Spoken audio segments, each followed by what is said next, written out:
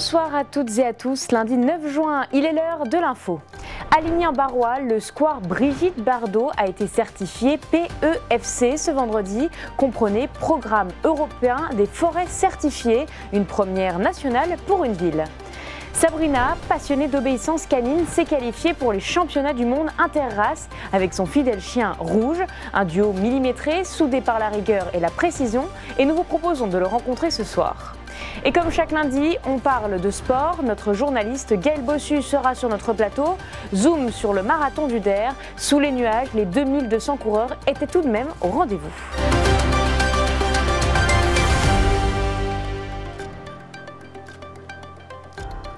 Je vous le disais en titre, c'est une première en France. À Ligny-en-Barrois dans la Meuse, le square Brigitte Bardot devient le tout premier espace urbain certifié PEFC. Un label jusqu'ici est réservé aux forêts. C'est un signal fort pour la biodiversité en ville et ce label signifie que le terrain est entretenu en fonction de spécificités environnementales strictes et protégées. Les détails avec Léo Martin. Bravo, bravo. C'est un espace boisé en plein milieu des habitations. Ce square Brigitte Bardot est désormais certifié PEFC, comprenez Programme européen des forêts certifiées. Depuis quelques mois, les mesures ont changé et il est possible pour les villes de détenir cette labellisation. Sur cette ancienne friche d'habitation démolie en 1999, le paysage a drastiquement changé, des chênes, des arbres fruitiers ou encore des séquoias. Cette certification est une première nationale pour une ville, mais cela implique des règles à suivre. La ville prend l'engagement de respecter un certain nombre de règles de notre standard. Alors c'est entre autres la protection des arbres, la protection des sols, la protection de l'eau, le respect des travailleurs qui viennent travailler là-dessus, pas de produits phytosanitaires, le maintien de l'ensemble du vivant, de la biodiversité, etc. Donc tout ça, c'est des engagements qui sont codifiés dans un standard que la ville signe. Les arbres en ville n'ont pas toujours été bien traités. On a vu des arbres mal taillés, mal plantés, mal entretenus. Enfin, le premier adversaire de l'arbre en ville, c'est le citoyen. Donc il faut protéger les arbres urbains, il faut protéger les arbres en ville. Et donc là, on crée un espace vert nouveau et on s'engage à le protéger.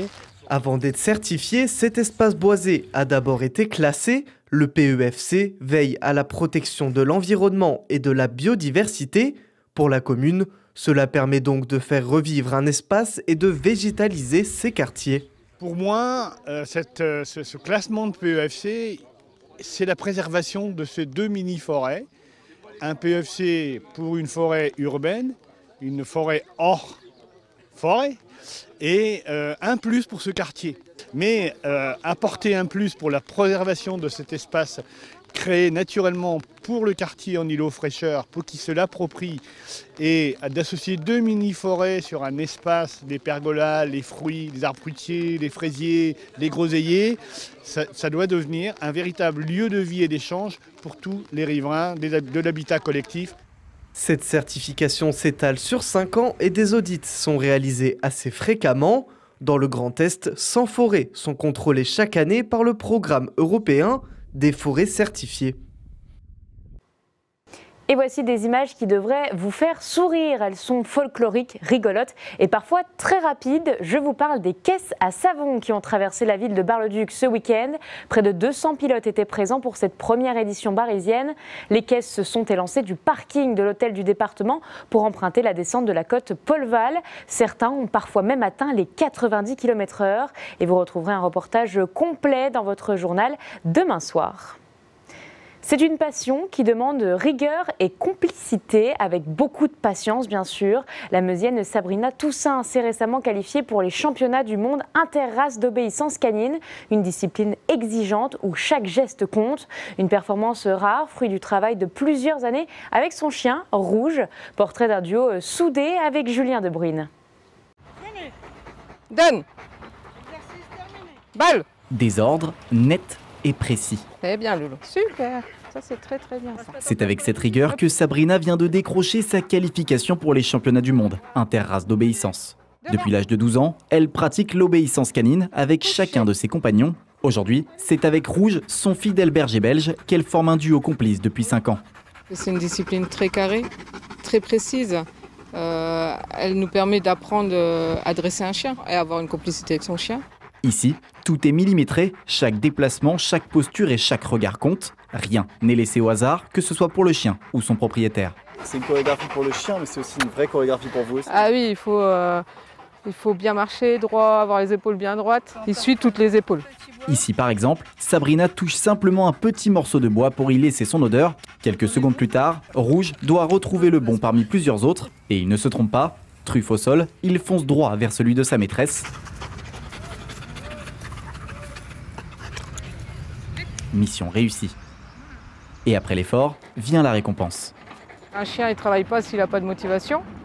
Et la motivation, c'est le jeu, la caresse, la bouffe. Régulièrement, on dit paye, même aux chiens, on dit paye. On dit la paye? Ouais, on paye. Et on paye, donc ça veut dire donne la récompense. C'est son salaire finalement. Voilà, c'est son salaire. Fixé, allez. Reste. Alors, ça a toujours été un chien très facile. J'ai eu cette chance où il est très proche de moi, qu'il a envie de travailler, il a une envie terrible de travailler, et il retient tout ce que je lui apprends. Donc en concours, il récite tout ce que je lui ai appris, il le récite bien en concours. Il est toujours présent, il a toujours envie. Donc, et c'est un chien au quotidien qui est facile à vivre et en même temps, ça reste un chien de travail. Un travail salué par les autres membres du club canin. Tous admirent la régularité et la complicité du duo. D'entrée, on voyait que c'était un couple qui était fait pour avancer ensemble.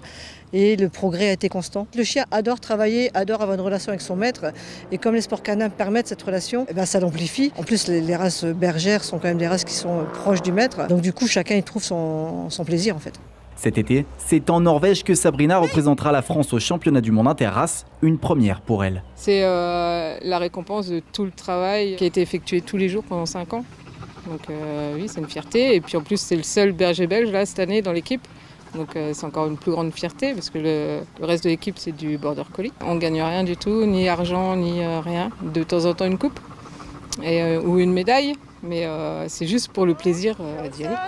Déjà habituée au championnat du monde d'obéissance du berger belge, Sabrina s'attaque désormais à un défi encore plus grand. Et cette fois encore, pas question de rater le signal. Au pied. Balle. Oui, super. Un concert a cappella en plein cœur du collège Gilles de Trèves de Bar-le-Duc. Voici quelques images du festival Bar en Voix et je vous propose tout de suite d'écouter quelques secondes de la performance du groupe Just Voix.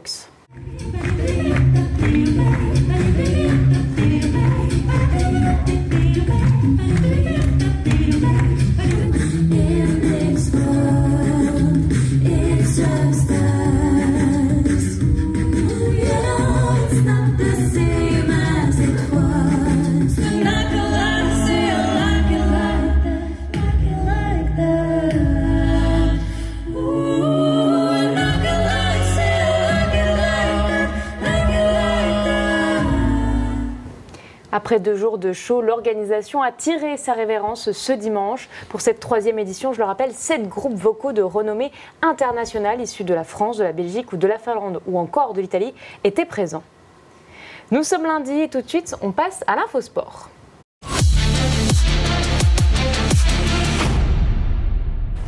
Bonsoir Gaël. Bonsoir Clémentine, bonsoir à tous. Comme tous les lundis, on se retrouve pour parler 10 minutes de sport local. On va revenir sur tous les résultats de ce gros week-end de sport. Et ce soir, on va parler de football et de course à pied, mais on débute tout de suite avec de l'information toute chaude. La course de cyclistes Paris 3, diffusée cet après-midi sur notre antenne, qui a vu s'imposer un coureur italien. Oui, au départ de Colombelles et 2 Églises, ce midi, vous l'avez peut-être suivi en direct sur Puissance Télévisions. Le peloton composé d'une grande majorité de coureurs professionnels cette année a parcouru 180 km à travers la Haute-Marne et l'Aube. Et après 4 heures de course, un coureur a tenté de s'échapper dans les derniers hectomètres. Je vous propose de revoir le dernier kilomètre de la course dans les conditions du réel. Ah, la flamme rouge, c'est la passée. Voilà, il vient de la passer. Et il est toujours là. Il est toujours là, Nortoft. Donc là, ça redescend un peu. Et derrière, qui va prendre les choses en main pour revenir, tenter de revenir sur le Danois. Nortoft est là. Ah, il y a des petites parties en faux plat montant qui cassent les jambes d'un coureur qui est obligé d'être à la planche. Ah, ça y est, là maintenant c'est plat, là ils sont à 600 mètres. Ouais, ça va arriver, hein, ça va arriver sur cette avenue. Robert Schumann Allez, il reste 600 mètres environ. Et il est toujours là, il est toujours devant Nortoft. Et les coureurs qui vont arriver. Nortoft est là, ouais, attention, ça va être compliqué pour lui sur cette partie. Nortoft est là, mais il va être inspiré, Nortoft.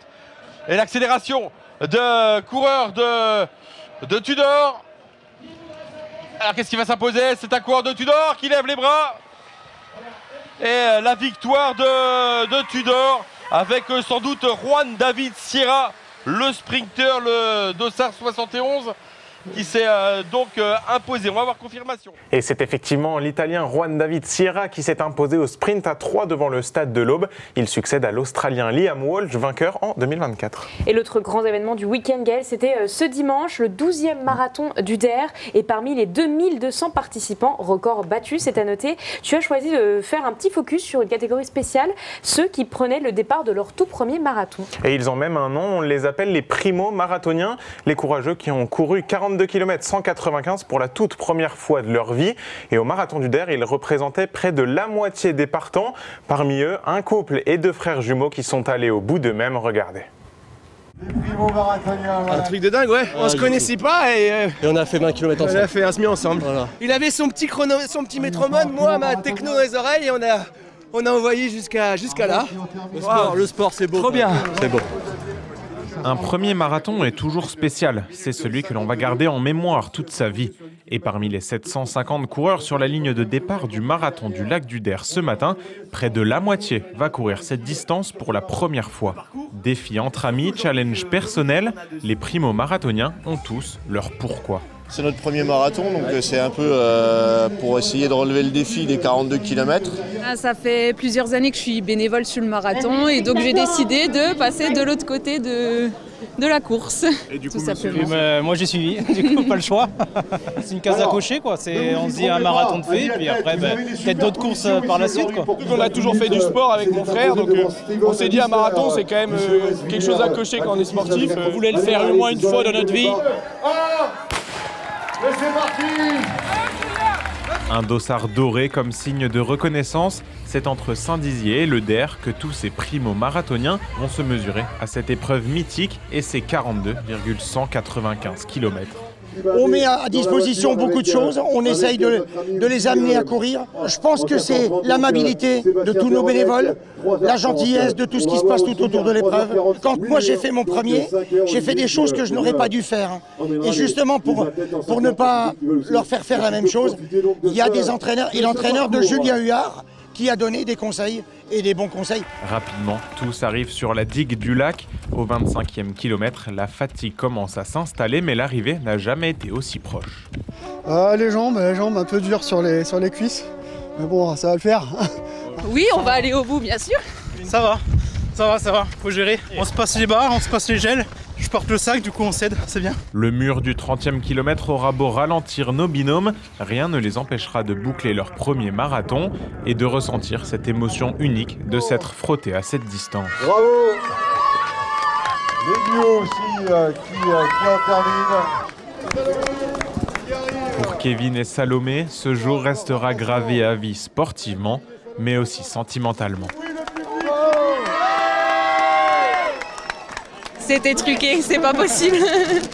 C'était double pression de le terminer et puis de savoir si ça allait être oui, donc double pression. Et finalement, tout positif? Tout positif. De la pluie au début, du vent au milieu, de la pluie à la fin, mais entre le 25 et le 30, mais on l'a fait. Magnifique. Alec arrive à son tour, mais sans Tom, son jumeau. Ce n'est qu'après 5h40 de combat avec un genou douloureux que Tom rallie l'arrivée. Très loin de ses objectifs de départ, mais qu'importe, la fierté est là. Moi j'ai fait 20 km en suivant Alec jusqu'à 20 km à 5,40. Et puis après mon genou, j'ai senti mon genou que ça allait pas et voilà, du coup je suis allé un peu plus doucement. J'aurais aimé le finir ensemble, mais je me dis qu'on est allé au bout et c'est ce qu'on voulait, voilà. Au moins le bon côté c'est que le deuxième marathon, on fera un meilleur temps, c'est sûr. La douleur et la fatigue seront les souvenirs de leur exploit pendant quelques jours. Leur médaille de primo-marathonien, elle, restera toute la vie. Et côté performance pure, la victoire est revenue au Bragard. Julien Huard qui garde son trône en 2h30 et la surprise Mathilde Reteau en 2h56. La Rémoise n'avait encore jamais couru de marathon et son premier semi date d'il y a seulement 2 mois. On les écoute tous les deux après leur victoire. C'est un ami qui m'a dit de venir sur un marathon. Alors je lui ai dit ok, j'ai pas spécialement de préparation. Il y avait du vent. J'ai réussi à trouver un petit groupe et j'ai réussi à me cacher du vent. C'est mon premier marathon, je viens ici, je gagne et franchement c'est trop cool. J'ai adoré la distance et j'ai trop envie de refaire et revenir là l'année prochaine. Ouais, je venais pour gagner, essayer de conserver mon titre. Après, avec le deuxième, Cédric, on s'était dit avant la course, il n'y a pas la canicule pour une fois, on va essayer de battre le record de l'épreuve. Mais directement au 6e kilomètre, on est arrivé, on a vu qu'il y avait vraiment beaucoup de vent de face. On a vite couru pour la place et non pour le chrono. Et donc c'était plus une course tactique entre nous deux jusqu'au 35e. Et après j'ai réussi à accélérer au 35e et puis je suis content d'avoir gagné pour la seconde année. Je pense que beaucoup de nos spectateurs se souviennent de Michael Rebello, notre culturiste chaumonntais. Eh bien, ce week-end, il était au championnat du monde. Il y allait pour une médaille, il nous l'avait dit, et il a finalement terminé au pied du podium, 4e place. Ça pourrait paraître décevant, mais pour seulement sa 2e compétition officielle, la première à ce niveau international-là, ce résultat est déjà assez dingue. Il l'a assuré, il a déjà les yeux rivés sur la suite, et on sait qu'il va truster encore de beaux podiums. On passe au foot, pas de championnat cette semaine, tout est terminé, mais un tournoi international jeune. Avec près de 1000 joueurs, des jeunes footballeurs de 5 à 12 ans ont participé au tournoi international de Marnaval ce week-end. 104 équipes au total de tout le pays et de Belgique se sont jouées la victoire finale sur les terrains des Aciries. Vous le voyez, malgré la pluie, la réussite du tournoi a de nouveau été au rendez-vous. Comme chaque année, j'ai envie de dire. On écoute l'organisateur principal. C'est une logistique très lourde, que ce soit pour les clubs qu'on invite, pour les conditions dans lesquelles on accueille les jeunes, c'est toujours repousser nos limites. Ça récompense aussi le travail de tout un club, parce que c'est 90 bénévoles qui sont mobilisés sur 2 jours. Donc un grand chapeau. Après, la famille marnavalaise, on sait qu'elle est capable de se mobiliser sur chaque événement. Donc oui, globalement très satisfait. Ouais. Le sourire des gamins qui vont venir sur le podium chercher que ça soit les médailles, les récompenses et qui me disent merci. Bon, le football a des valeurs éducatives, à nous de justement les entretenir. C'est très fatigant, mais bon, le tournoi international de Marnaval est une étape hyper importante qui perdurera dans le temps au SMC. Sport collectif toujours avec une fin de saison, Gaël, heureuse pour la Haut-Marnaise Lilou Pinta avec son club de Dijon. Une fin heureuse pour une saison historique pour Lilou et la JDA Dijon. Samedi soir, les Dijonnaises ont clôturé leur championnat sur une dernière victoire et la 3e place du classement en poche, derrière Metz et Brest qui sont les intouchables du championnat français. Record égalé pour le club bourguignon. Pour Lilou, c'est une année assez dingue qui se clôt avec ses premières minutes en équipe de France, une 3e place européenne et donc un podium en première division. La Francoise a même été nommée parmi les meilleurs jeunes du championnat. Bref, tout roule pour Lilou Pinta. Le rendez-vous de la semaine avec un nouvel événement sportif, là encore diffusé sur notre chaîne. Sarre-et-Montigny face à Éclaron, ce sera l'affiche de la grande finale de la Coupe de Haute-Marne de football ce dimanche. La rencontre sera effectivement à suivre en direct sur Puissance Télévisions et j'aurai le plaisir d'être aux commentaires. Et chose rarissime, toutes les finales du week-end auront lieu cette année à Saint-Dizier dans le nord du département, au stade de Charles Jacquin. Un beau week-end footballistique en prévision. Et notez le rendez-vous pour ceux qui seraient curieux de regarder et de suivre cette finale, prise d'antenne dès 16h45 sur Puissance Télévisions avec l'avant-match suivi de cette grande finale et de la remise de la coupe. Merci Gaël pour toutes ces informations et puis à dimanche pour le commentaire. Bonne semaine à tous et à dimanche.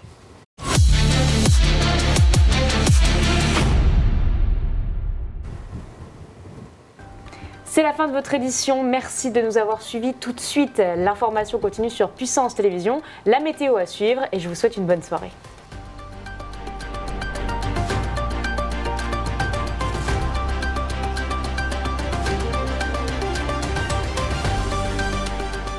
Toute l'actualité en continu à retrouver sur notre site internet et notre application mobile.